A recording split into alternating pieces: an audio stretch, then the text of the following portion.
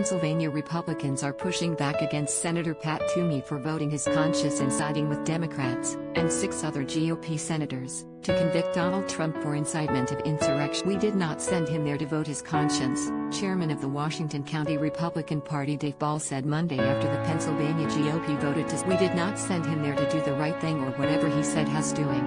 We sent him there to represent us," he told CBS News Pittsburgh affiliate KDKA, adding that he felt Toomey misled Republicans in the state on his stance on impeachment. "I don't think he was straightforward with us," Ball continued. Washington County, Pennsylvania is located in the southwest suburb Westmoreland County.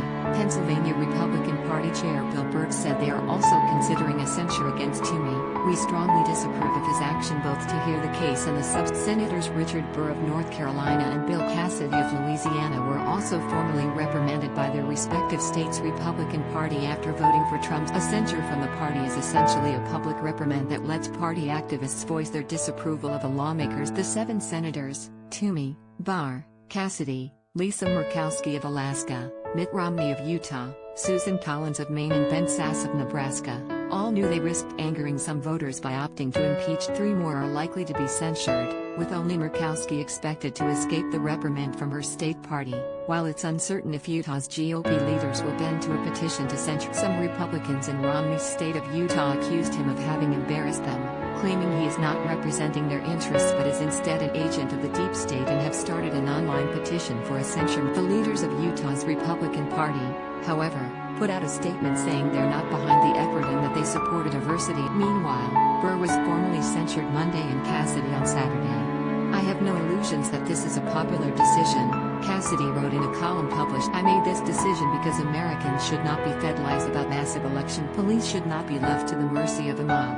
Mobs should not be inflamed to disrupt the peaceful transfer of power." Louisiana Attorney General Jeff Landry said the senator's vote is extremely disappointing and claimed that Cassidy has fallen into the trap laid by Democrats to have Republicans attack Republicans. One of Toomey's districts, Clarion County, called their senator's impeachment vote a purely self-serving, vindictive and punitive action by those with establishment political objectives. In a document obtained by Burr and Toomey have both already announced that they are stepping down in 2022. Murkowski is not facing an imminent censure from her. Romney, who was the lone Republican to vote for Trump's impeachment in February 2020, was facing a backlash from some in Utah accuse him, in a censure motion being circulated online among Republicans, of being an agent for the establishment. They argue that Romney failed to represent the average conservative Utah Republican voter and say he is not true to the party, accusing him of having misrepresented himself as a Republican when he ran for office. The Utah Republican Party's top leaders are not behind this effort, the Salt Lake Tribune reported on Monday. The party issued a statement on Monday pointing out that Romney and Utah's other senator,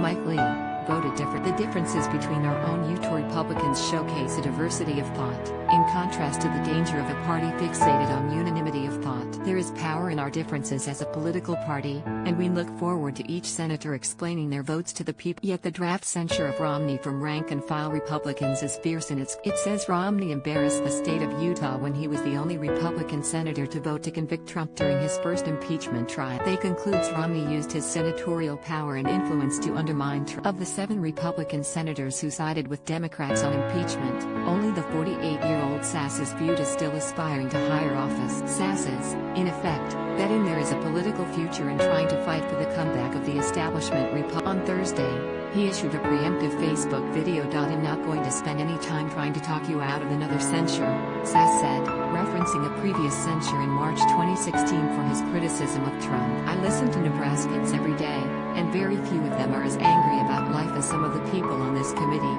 not all of you. Political addicts don't represent most Nebraska conservatives."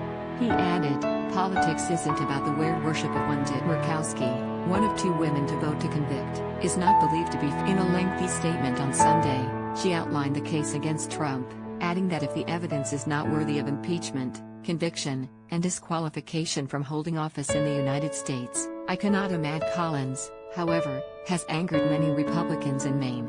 Maine Republican Party Executive Director Jason Savage confirmed to News Center Maine that county GOP chairs would meet on Monday to consider punishment, but said any comment will wait until after matters are discussed by the county chair. Helen Tutwiler, the chair for the Kennebec County Republican Committee, told News Center Maine that she knows a lot of people are asking the GOP to do something. What exactly that is, I'm not sure, she added. Maine GOP Chair Domeet Kuzanas told members in a Saturday email obtained by Bangor Daily News that many of you are upset after what happened today, as are we, and to be prepared for an emergency state committee meeting in the near future to discuss Collins'